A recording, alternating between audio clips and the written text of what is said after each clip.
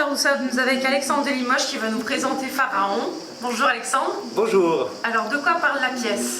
Alors Pharaon, c'est l'histoire de la dernière heure, enfin c'est pas l'histoire de, c'est l'histoire du pharaon Akhenaton, celui qu'on appelle le maudit, et ça raconte, ça montre la dernière heure du règne de ce pharaon, qui était l'inventeur du monothéisme, on dit. Certains même vont jusqu'à l'appeler Moïse, Freud par exemple, mais c'est surtout l'histoire d'un jeune homme, il a 27 ans, qui est incapable de régner, un peu dégénéré, un peu fou, un peu poète, assez consanguin dans cette famille. On est sur la fin de la 18e dynastie, la 18e famille des grands pharaons d'Égypte. Et donc il est incapable de régner tellement il parle avec la nature, il parle avec ce Dieu unique qu'il croit lui parler. Et puis celle qui règne à sa place, c'est Néfertiti, son épouse. Néfertiti qui porte la culotte, on peut dire, qui en tout cas monte sur le trône et règne pour lui. Et puis 2 mois avant cette fin de règne, Néfertiti disparaît et Akhenaton devient donc incapable de régner. Dans 1 heure, il va être démis de ses fonctions par ses 2 puissants ministres, le vizir, c'est-à-dire le grand prêtre, l'ancien grand prêtre d'Amon, ce dieu polythéiste à tête d'animaux qui n'existe donc plus, ce grand prêtre, ce grand vizir, et son général d'armée. Les 2, là, qui sont ses plus proches ministres, vont le destituer, et dans 1 heure, il ne sera donc plus pharaon. C'est une première dans l'histoire de la lignée de l'Égypte ancienne, et puis parce que Néfertiti a disparu, et parce qu'on prépare d'un autre côté son fils, Toutankhamon à ce moment-là, qui va bientôt devenir Toutankhamon. Dans 1 heure, il va monter sur le trône à sa place. Lui-même a 9 ans, lui-même c'est une marionnette politique pour la suite de l'aventure. Mais en tout cas, voilà, on assiste à la dernière heure du règne d'Akhenaton, qu'on appelle le pharaon renégat, le pharaon maudit, ou le génie. Et que donc, encore une fois, certains appellent Moïse, puisqu'il a inventé le concept du Dieu unique, ce Dieu d'amour et de nature et de lumière, prônant finalement le discours de Jésus-Christ. Voilà ce que raconte Pharaon, Akhenaton le maudit, tous les jours à 11h45 au Petit Louvre. Mais on va aussi en profiter pour replonger dans la vie de tous ces dieux à tête d'animaux, de l'Égypte ancienne, de la modernité, de cette civilisation grandiose qui vénérait la science, l'astronomie, l'astrologie, la médecine bien sûr, mais aussi la poésie, la société à l'égalité de sexe, une politique sur le mariage intéressante par exemple. On vit sous le même toit, on est marié, il y en a un qui s'en va, on est divorcé. On ne se posait pas plus de questions que ça, c'était tout simple. On voulait revenir, on revenait, on voulait coucher avec quelqu'un d'autre, on allait faire une vie avec quelqu'un d'autre, on pouvait revenir. Le simple fait de dire où est-ce qu'on habite, ça posait un statut social. Ce serait intéressant de vivre ça aujourd'hui, non? Voilà, c'est un petit exemple sur plein d'autres choses.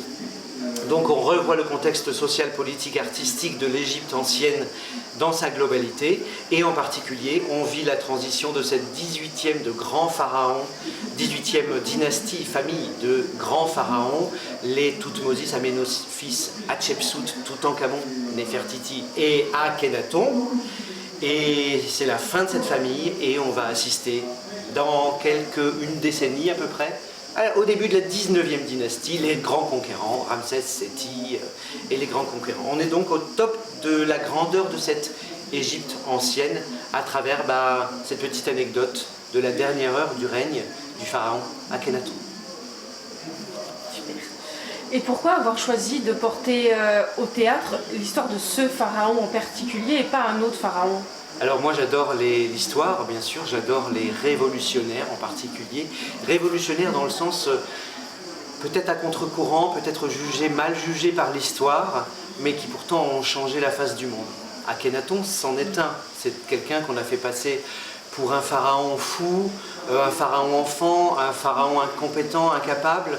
Pour autant c'est bien de sa parole dont tout un peuple à laquelle tout un peuple va se rallier pour créer une nouvelle religion ensuite, qui s'appelle la chrétienté, la judéité aussi, c'est le peuple juif qui va ensuite aller propager cette bonne parole.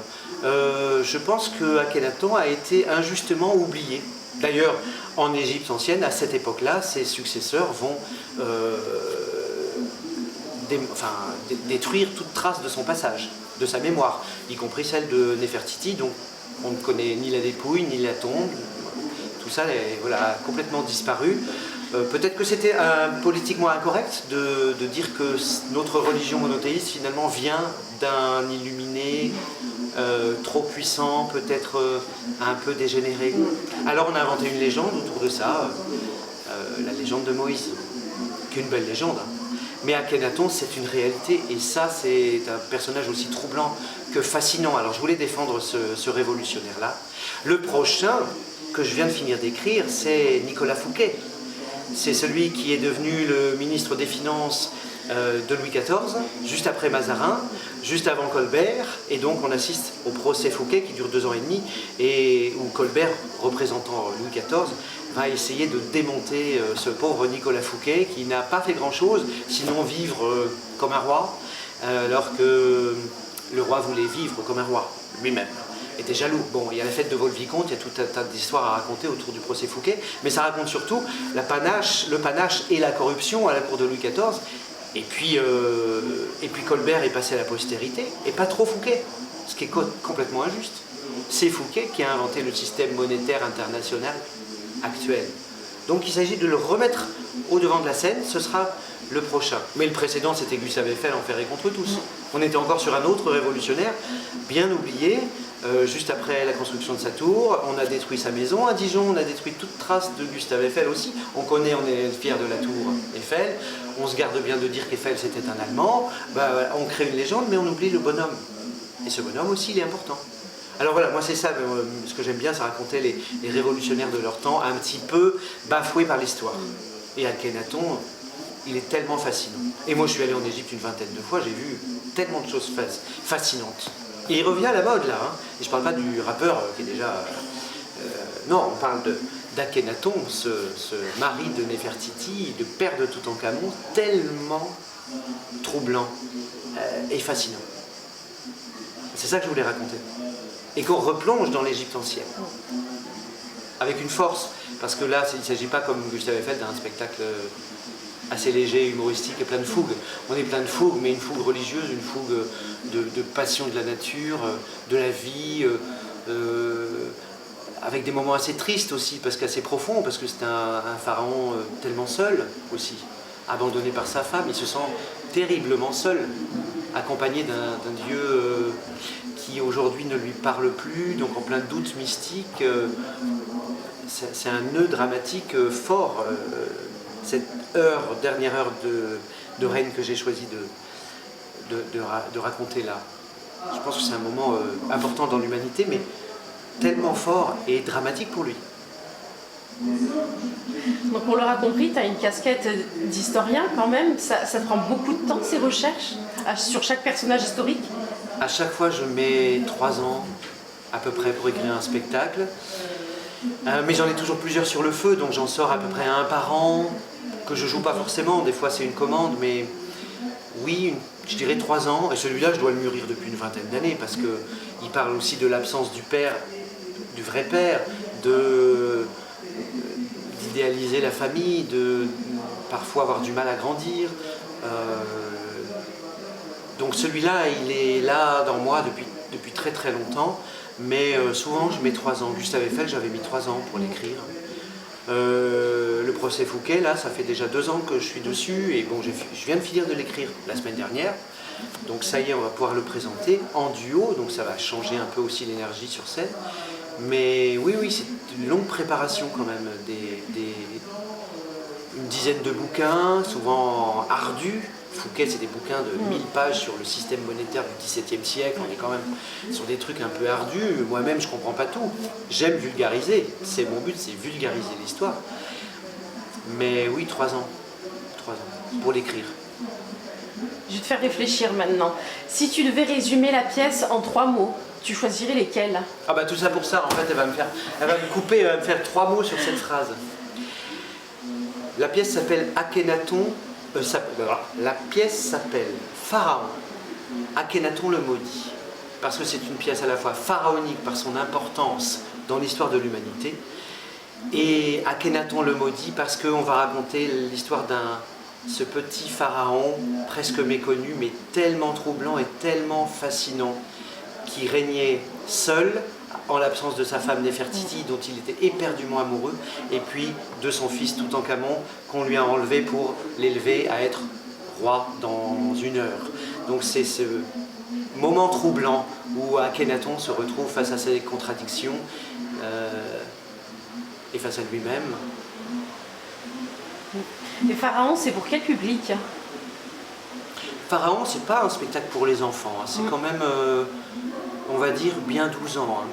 Bien 12 ans et plus, c'est-à-dire qu'il faut avoir quand même, pas besoin d'avoir des références historiques, mais une maturité intellectuelle un peu philosophique. On se pose vraiment des questions et on essaye d'approfondir. C'est pas un spectacle pour les enfants de primaire. Je pense que ça commence au collège. Tout à fait. Et quand le public vient voir ta pièce, tu veux qu'il ressorte avec quel message, quelle image? Alors moi, je veux que le public il sorte de la pièce avec une envie d'aller en Égypte d'abord, évidemment, d'aller revoir ces temples fabuleux et les messages qu'ils véhiculent, mais aussi une réflexion philosophique, une réflexion intérieure forte sur le bien et le mal, mais pas dans le sens chrétien du terme, dans le sens vraiment est-ce que je fais du bien autour de moi, est-ce que je suis gentil, est-ce que je suis bien dans la nature, est-ce que la nature est-ce que j'ai pas besoin plus de la nature? Et question plus professionnelle maintenant. Pourquoi un programmateur devrait-il s'intéresser à ta pièce? Un programmateur a besoin de s'intéresser à Pharaon parce que justement on a besoin de grandeur, on a besoin de s'élever, on a besoin d'en apprendre déjà tout court, et en particulier depuis l'horrible pandémie, on a eu une envie, on a un fort repli sur soi, mais aussi une forte envie d'apprendre et de grandir. Et Pharaon, je pense, remplit ces 2 critères.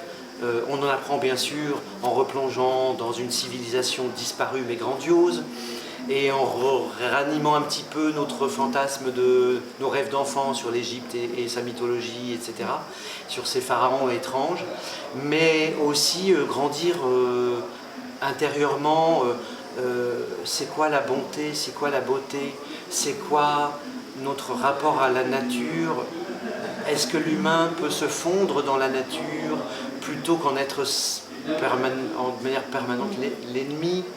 Je pense que Pharaon nous englobe dans la nature et la nature humaine. Et il est profondément humaniste, ce spectacle. On a besoin de s'élever un petit peu spirituellement, philosophiquement, et réfléchir sur nous-mêmes, parce que je pense que c'est un Pharaon en proie à ses doutes, mais qui nous fait réfléchir sur nous-mêmes, sur les choix qu'on a faits, sur le chemin qui nous attend.